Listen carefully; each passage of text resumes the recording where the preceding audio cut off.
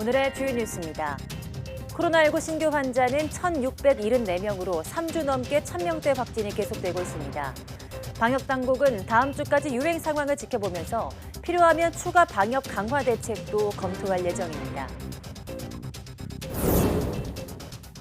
삼성전자가 반도체 호황으로 2분기 영업이익 12조 6,700억 원을 기록했습니다. 지난해 같은 기간과 비교해서 54.3% 증가했습니다. 매출도 63조 원이 넘어서 상반기 매출도 128조 원을 돌파하며 역대 최대치를 달성했습니다. 미국 중앙은행인 연방준비제도가 현행 제로금리를 유지하기로 했습니다. 관심을 모았던 자산 매입 축소, 이른바 테이퍼링에 대해서는 경제에 진전이 있다며 구체적인 논의가 진행될 것임을 시사했습니다. 구글과 페이스북 등 미국의 주요 IT 기업들이 잇따라 백신 접종을 의무화하고 있습니다. 바이든 대통령도 2달여 만에 백악관 실내에서 마스크를 다시 착용했고 연방 직원에 대한 백신 의무 접종도 추진할 예정입니다. 델타 변이 확산에도 불구하고 영국은 다음 달 2일부터 미국과 유럽 백신 접종자에 대한 입국 자가격리를 면제합니다. 국제 크루즈 운항도 코로나19 대유행 이후 처음으로 허용됐습니다.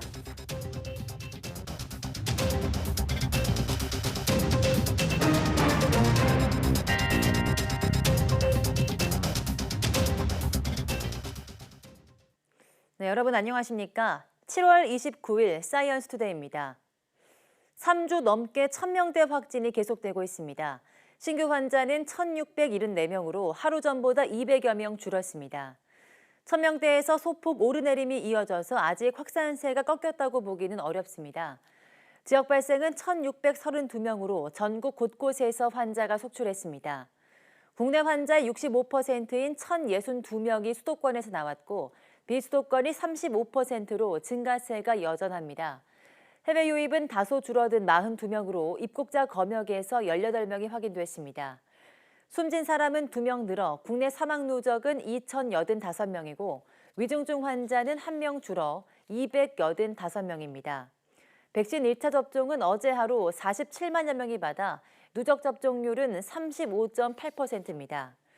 접종을 마친 사람은 4만여 명 늘어 접종 완료율은 13.7%로 집계됐습니다. 네, 전파력 강한 델타 변이 바이러스가 국내에서도 우세종으로 자리매김하면서 확진자 규모가 더 늘어나지 않을지 방역 당국의 걱정이 큽니다. 밀접 접촉이 아닌데도 짧은 틈에 감염되는 사례도 나왔습니다. 김다영 기자입니다. 코로나19 4차 유행의 시작점으로 평가받는 원어민 강사발 모임. 지난달 19일 홍대에서 모임을 한 이들에게서 델타 변이가 확인됐고 감염 규모는 눈덩이처럼 불어 관련 확진자는 300명을 넘어섰습니다. 이와 함께 델타 변이 바이러스에 의한 감염 사례도 수도권에서 다수 보고되고 있어 방역에 경고등이 울리고 있습니다. 이 밖에 인천 지역에서는 미추홀구의 초등학교에서 델타 변이가 확인됐고 서구에 있는 주점에서 시작된 변이 감염이 부근 제철 공장으로까지 확산했습니다. 이례적인 빠른 확산에 델타 변이는 결국 우세종으로 자리 잡았습니다. 델타 변이는 높은 전파력으로 백신 접종률이 높은 국가에서도 환자 발생이 증가세로 반전되었으며 우리나라도 이제 델타 변이가 우세형이라고 말씀드릴 수 있습니다. 확산 요인으로는 강한 전파력을 꼽을 수 있습니다. 역학 조사 결과 선행 확진자 접촉 하루 만에 신규 감염이 이뤄지거나 같은 식당에서 서로 등지고 20분 정도 식사를 했는데 전파가 된 경우도 있는 것으로 알려졌습니다.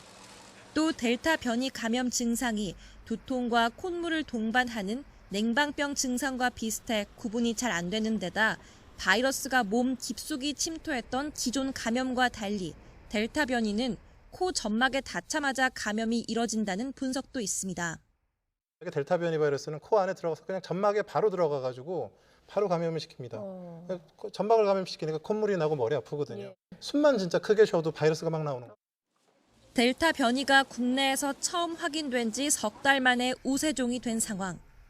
방역당국은 백신을 통한 통제를 강조하고 있지만 일부 수급에 차질이 빚어지고 있어 지금의 감염 확산 속도라면 다음 달쯤 델타 변이 비중이 70에서 80%에 이를 거라는 전망도 나옵니다. YTN 김다연입니다. 코로나19 의료진과 소방관들은 요즘 같은 찜통더위에도 두꺼운 방화복을 입어야 하기 때문에 여간 곤욕이 아닙니다. 그래도 최일선에서 우리 사회를 위해서 정신력으로 버티고 있는데요. 이들의 여름을 김혜린 기자가 취재했습니다. 화재 출동, 화재 출동.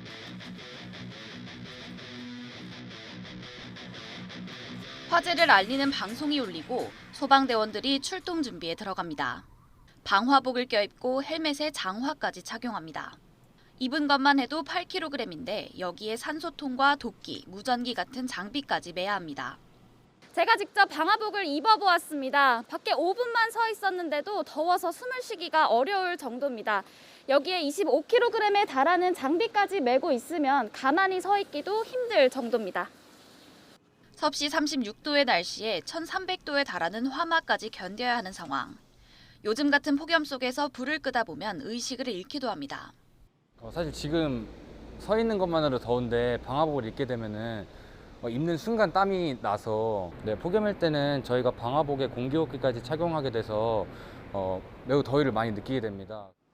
코로나19 환자 이송 업무를 맡은 소방서 구급대원은 여름 나기가 더 힘들어졌습니다.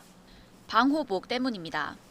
방호복을 입고 출동을 반복하다 보면 온몸은 막 사우나에서 나온 듯 땀에 절어 있습니다. 방호복에 같은 경우에는 이제 공기가 통하면 안 되기 때문에 그 공기 안에 더운 공기가 갇혀가지고 좀 더 몇 배로 좀 힘들고, 요즘 같은 때에는 좀 격리실을 가시는 분들이 많은데 좀 그럴 경우는 1시간, 2시간 정도 기다릴 때가 있는데 그럴 때면은 저희도 이제 밖에서 계속 그 방호복을 입은 상태로. 선별검사소 의료진도 방호복에 쌓여 지치긴 마찬가지입니다. 남들은 반팔을 입어도 덥다고 하지만 의료진은 방호복만 벗어도 시원함을 느낍니다. 체감온도는 한 10도 정도는 차이 나는 것처럼 너무 더워요. 목 뒤랑 이제 겨드랑이 쪽이랑 땀띠 같은 게 많이 나가지고 이제 방호복 입으면 더 따갑고 옷만 벗어도 진짜 샤워한 것처럼 이제 너무 시원해가지고. 소방관과 의료진들은 시민들을 위해 방화복과 방호복쯤은 견딜 수 있다고 말합니다. 그 의지가 무더위 속에 더욱 빛나고 있습니다. YTN 김혜린입니다.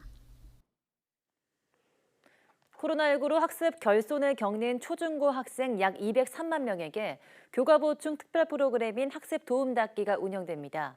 교육부는 오늘 이 같은 내용을 담은 교육회복 종합방안의 기본 계획을 발표했습니다. 학습 도움닫기는 교과 학습 결손이 있거나 희망하는 학생을 대상으로 3명에서 5명 정도의 소규모 수업반을 열어 교사가 방과 후나 방학 중 학생 맞춤형으로 집중 지도하는 프로그램입니다.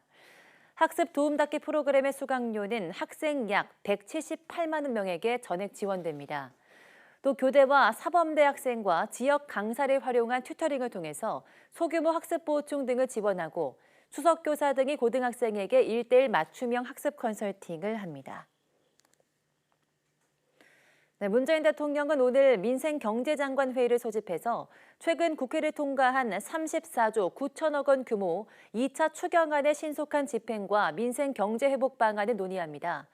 문 대통령은 오늘 오후 청와대에서 홍남기 경제부총리 겸 기획재정부 장관을 비롯해 안경덕 고용노동부 장관, 권칠승 중소벤처기업부 장관, 은성수 금융위원장 등 경제부처 장관과 또 권덕철 보건복지부 장관, 전해철 행정안전부 장관 등 코로나19 방역 관련 장관이 함께 참석한 가운데 민생경제장관 회의를 주재합니다.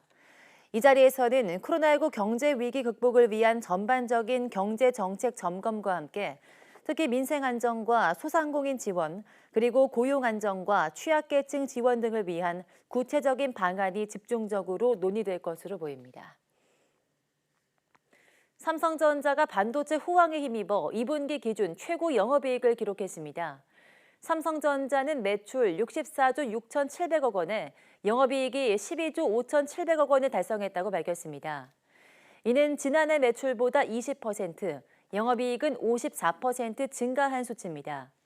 특히 반도체 부문 영업이익이 6조 9,300억 원으로 1분기에 2배를 넘고 2분기 전체 영업이익의 절반을 넘습니다.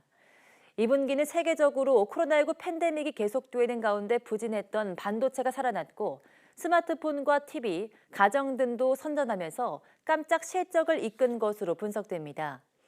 1분기에 이어서 2분기도 60조 원 넘는 실적을 올리면서 상반기 매출은 128조 원을 돌파하며 역대 최대치를 기록했습니다.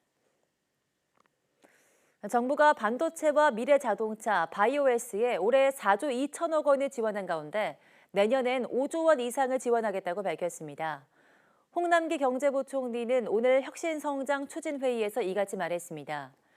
이어 반도체와 배터리, 백신 등 3대 국가전략기술에 대한 1조 1천억 원 규모의 세제 혜택도 올해 하반기 투자분부터 앞당겨 적용하겠다고 덧붙였습니다. 홍 부총리는 이와 함께 인공혈액 기술에 투자해서 2030년대에는 수혈이 가능할 정도로 실용화하겠다고 밝혔습니다.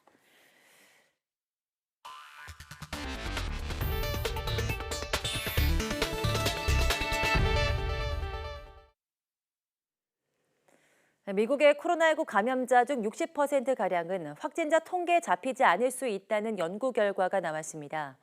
정치 전문 매체 더힐은 현지 시간 28일 통계 전문가인 에이드리언 레퍼리 워싱턴대 교수 등 2명이 미국 국립과학원 회보에 온라인으로 게재한 논문에서 이런 결과를 소개했다고 전했습니다. 이들은 치사율, 확진 건수, 검사 건수와 같은 변수를 포함한 통계적 모델을 통해서 실제 감염자 수를 추정하는 분석을 진행했습니다.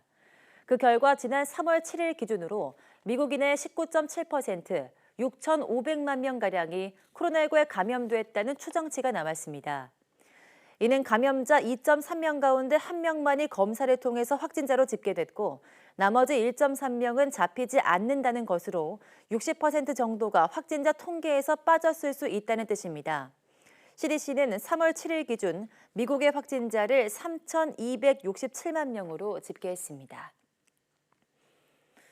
세계 최대 검색 엔진 업체 구글을 비롯한 미국의 기업들이 잇따라 백신 접종을 의무화하고 나섰습니다. 직원들의 사무실 복귀를 앞두고 델타 변이의 확산으로 다시 감염자가 늘어나는 상황을 염두에 둔 조치로 풀이됩니다. 순다르 피차이 구글 최고 경영자는 현지 시간 28일 직원들의 백신 접종을 의무화하고 사무실 복귀 시점을 10월로 연기한다는 내용의 사내 방역 지침을 발표했습니다. 페이스북 역시 로리 골러 인사 담당 부사장 명의의 성명을 통해서 미국 내 모든 사무실에서 일하기 위해서는 백신 접종을 증명해야 한다고 밝혔습니다. 앞서 트위터도 이번 주부터 뉴욕과 샌프란시스코 사무실에 출근하는 직원은 백신 접종 증명이 필요하다고 공지했습니다. 넷플릭스도 미국 내 제작 현장에서 배우와 스태프들의 백신 접종을 의무화했습니다. 미국은 질병통제예방센터가 마스크 착용 지침을 수정하고 연방직원 백신 접종 의무화를 추진하는 가운데 바이든 대통령도 2달 만에 다시 마스크를 쓰고 나타났습니다. 하지만 공화당 주지사들은 마스크 재착용 지침을 따르지 않을 것이라고 반발하는 등 반대 움직임을 보이고 있습니다. 워싱턴 강태욱 특파원이 보도합니다. 지난달 하루 평균 10,000명대로 저점을 찍었던 미국의 감염자는 최근 10만 명에 육박하고 있습니다. 델타 변이 확산이 돌파 감염까지 만들어내면서 재확산이 이뤄지고 있습니다. 이 때문에 미국은 방역 조치를 다시 강화하고 있습니다. CDC가 2달 만에 마스크 착용 지침을 다시 바꾼 것도 같은 맥락입니다. Finally, CDC recommends community leaders encourage vaccination and universal masking to prevent further outbreaks in areas of substantial and high transmission. 바이든 정부는 연방 직원의 백신 접종 의무화라는 고강도 정책을 추진하는 것으로 알려졌습니다. 바이든 대통령 자신부터 백악관 실내에서 다시 마스크를 쓰고 나타나 공식 업무에 임했습니다. 백신 접종을 하지 않은 경우 해고하지는 않지만 정기적인 검사 자료를 제출하도록 하는 등 각종 제약을 부과할 것으로 보입니다. 뉴욕주도 같은 조치를 주 공무원에게 적용할 계획입니다. President Biden is reported that he's going to announce soon that all federal employees must be vaccinated or get tested. New York State is doing the same. 하지만 공화당 주지사들은 CDC의 마스크 재착용 지침과 접종 의무화에 반발하고 있습니다. 현실에 근거하지 않았으며 자유에 대한 공격이라고 CDC를 비난했습니다. 그러면서 마스크 착용 재지침을 따르지 않겠다고 선언했습니다. 감염률이 높은 텍사스와 플로리다, 애리조나, 아칸소 등의 주들입니다. CDC 지침은 법적 구속력이 없는 만큼 시행 여부는 전적으로 주와 지방정부에 달려 있습니다. 특히 감염률이 높은 주들의 지도자들이 반발하고 있어 바이든 정부의 방역 강화 조치가 제대로 효과를 발휘하기에는 한계가 있어 보입니다. 워싱턴에서 YTN 강태욱입니다. 미국 중앙은행인 연방준비제도가 현행 제로금리와 채권 매입 규모를 그대로 유지하기로 했습니다. 관심을 모은 자산 매입 축소, 이른바 테이퍼링에 관해서는 조건이 무르익고 있다며 전향적인 태도를 보이면서도 구체적인 방법과 일정표를 제시하진 않았습니다. 강상욱 기자입니다. 미 연방공개시장위원회 FOMC가 이틀간의 정례회의를 마친 뒤 기준금리인 연방기금금리를 현 0.00에서 0.25%의 제로 수준으로 동결한다고 밝혔습니다. 위원들은 만장일치로 금리 동결에 찬성했습니다. 미국의 중앙은행인 연방준비제도 이사회는 지난해 3월 코로나19 사태 대응을 위해 금리를 제로 수준으로 낮춘 이후 1년 넘게 동결 기조를 이어가고 있습니다. We continue to expect that it will be appropriate to maintain the current 0 to 1/4% target range for the federal funds rate until labor market conditions have reached levels consistent with the committee's assessment of maximum employment. 경기 부양을 위해 월 1,200억 달러 규모의 자산을 매입하고 있는 연준은 이번 회의에서 매입 규모를 그대로 유지하기로 결정했습니다. 다만 연준은 자산 매입 축소, 이른바 테이퍼링의 전제 조건으로 설정한 일정 기간 2% 이상의 물가와 완전 고용 목표와 관련해 진전이 이루어지고 있다고 평가했습니다. Participants expect that the economy will continue to move toward our standard of substantial further progress. 블룸버그 통신은 델타 변이가 경제 성장에 위협을 가하고 있음에도 불구하고 연준이 언제 테이퍼링을 시작할지 논의를 시작했다고 전했습니다. YTN 강성욱입니다. 조 바이든 미국 행정부가 미국산 제품 구매를 늘리는 바이 아메리칸 정책을 대폭 강화하는 조처를 발표했습니다. 바이 아메리칸은 연간 6천억 달러, 우리 돈 690조 원이 넘는 연방정부의 제품과 서비스 조달 시장에서 미국산 비중을 확대하려는 정책입니다. 정치 전문 매체 더힐은 현지 시간 28일 발표된 내용은 주요 물품에 대한 미국 내 공급망을 강화하고 미국산으로 인정받을 수 있는 제품의 기준을 높이는 것을 주요 내용으로 하고 있다고 전했습니다. 현재는 부품의 55%가 미국산이면 연방정부의 조달 대상에 포함되지만 이 기준을 60%로 상향 조정했습니다. 또 2024년에 65%, 2029년에는 75%로 올릴 예정입니다. 화이자의 코로나19 백신이 접종 6개월 뒤에는 84%의 예방 효과를 내는 것으로 나타났습니다. 로이터 통신은 현지 시간 28일 이 같은 연구 결과를 담은 논문이 의학저널 출판 전에 사전 공개됐다고 보도했습니다. 논문 저자로 참여한 뉴욕 주립대 스테픈 토머스 교수 등은 화이자 백신을 접종한 4만 4천 명의 자원자를 관찰한 결과 접종을 받고 2달 뒤 예방 효과는 96%였지만 6개월 뒤에는 84%로 떨어졌습니다. 다만 화이자 백신 접종 완료자 가운데 6개월 뒤 코로나19에 감염된 경우에도 입원이 필요할 정도로 중증을 보이는 경우는 드문 것으로 나타났습니다.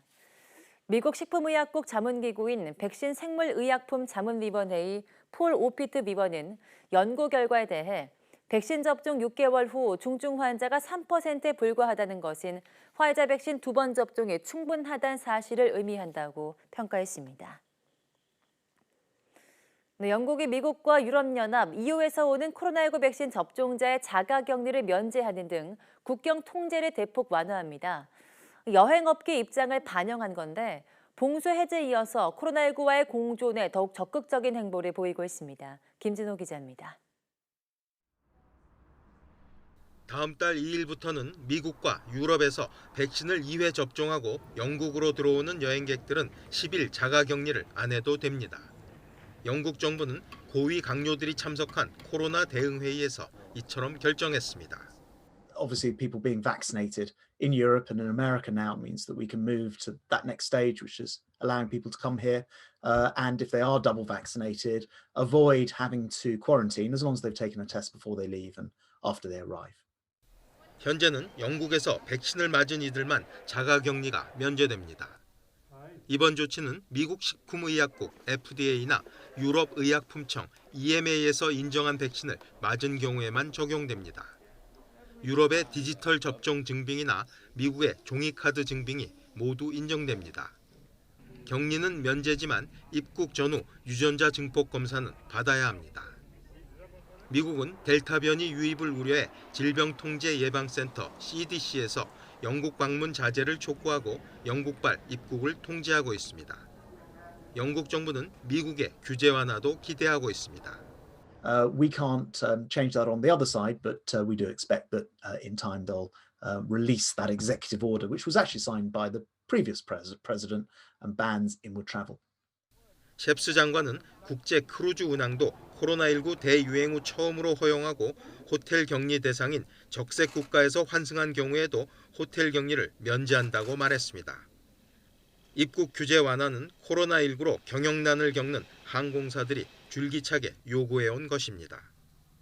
델타 변이 확산으로 세계가 움츠리고 있는 가운데 영국은 코로나19와의 공존 정책을 더욱 강화하고 있습니다. YTN 김준호입니다. 올림픽 개막 이후 코로나19 감염자가 폭증하고 있는 일본에서 하루 신규 확진자가 처음으로 9천 명을 넘어섰습니다. 도쿄도 신규 확진자가 처음으로 3천 명을 넘어서면서 연일 최악의 상황을 보이고 있습니다. 김원배 기자가 보도합니다. 어제 일본의 코로나19 하루 신규 확진자가 처음으로 9천 명을 넘어섰다고 NHK 등 일본 언론들이 보도했습니다. 이는 이전 최다였던 지난 1월 8일의 7,957명을 뛰어넘는 것으로 코로나19 사태 이후 최다라고 NHK는 전했습니다. 올림픽이 열리고 있는 도쿄의 하루 신규 확진자도 처음으로 3,000명을 넘어서며 하루 만에 최다 기록을 또 경신했습니다. 도쿄에서는 그제도 하루 신규 확진자가 2,848명이 나와 종전 최다였던 1월 7일의 2,520명을 300명 이상 웃돌았습니다. 도쿄뿐 아니라 인근 가나가와 현도 어제 신규 확진자가 처음으로 1,000명을 넘어서는 등 감염 급증세가 수도권으로 확산하고 있습니다. 일본 정부는 이르면 내일 치바, 사이타마, 가나가와 등 수도권 3개 지방자치단체에 대한 긴급사태 발령 여부를 결정할 방침입니다. 이들 지역에 긴급사태가 발령되면 긴급사태 발령 지역은 도쿄와 오키나와를 포함해 모두 5곳으로 늘게 됩니다. 政府としては千葉県を含む首都3県との間で感染状況、医療提供体制の状況のほか、すでに実施されている対策の効果なども含めて認識の共有化を図っているところであります。 도쿄올림픽에 참가한 선수와 관계자 가운데 16명이 새로 확진 판정을 받았습니다. 이에 따라 지금까지 올림픽 관계자 중 코로나19 감염자는 모두 169명으로 늘었습니다. YTN 김원배입니다. 글로벌 패스트푸드 체인 맥도날드가 방탄소년단 BTS 덕분에 어닝 서프라이즈를 신고했습니다. 맥도날드는 현지 시각 28일 공개한 2분기 실적을 통해서 전 세계 동일 매장 매출이 지난해 같은 기간 동기보다 40.5% 급증했다고 밝혔습니다. 코로나19 사태 이전인 2019년 2분기와 비교해도 6.9% 증가했습니다. 맥도날드 2분기 순매출은 58억 9천만 달러, 우리 돈으로 6조 8천억 원으로 지난해 같은 기간보다 57% 급증해 시장 전망치 56억 달러를 웃돌았습니다. 순이익도 22억 2천만 달러, 우리 돈 2조 6천억 원으로 지난해 같은 기간에 5배 육박했습니다. 맥도날드가 기대 이상의 실적을 거둔 것은 BTS와 손잡고 지난 2월 50여 개국에서 출시한 BTS 세트 메뉴와 최근 신메뉴가 모두 선풍적인 인기를 끈 덕분이라고 로이터 통신과 CNBC 방송이 분석했습니다. 독일 서부 레버쿠젠의 화학공단에서 발생한 대폭발 사고 이후 인근 지역에 확산한 연기구름에 다이옥신과 폴리여마바이페닐, 퓨란 화합물 등 독성물질이 함유된 것으로 드러났습니다. 이번 사고로 인한 사망자는 2명, 부상자는 31명으로 늘어났고 5명은 여전히 실종된 상태입니다. 당국은 다만 이들 물질이 어느 정도 농도를 확산했는지 아직 조사하고 있다고 설명했습니다.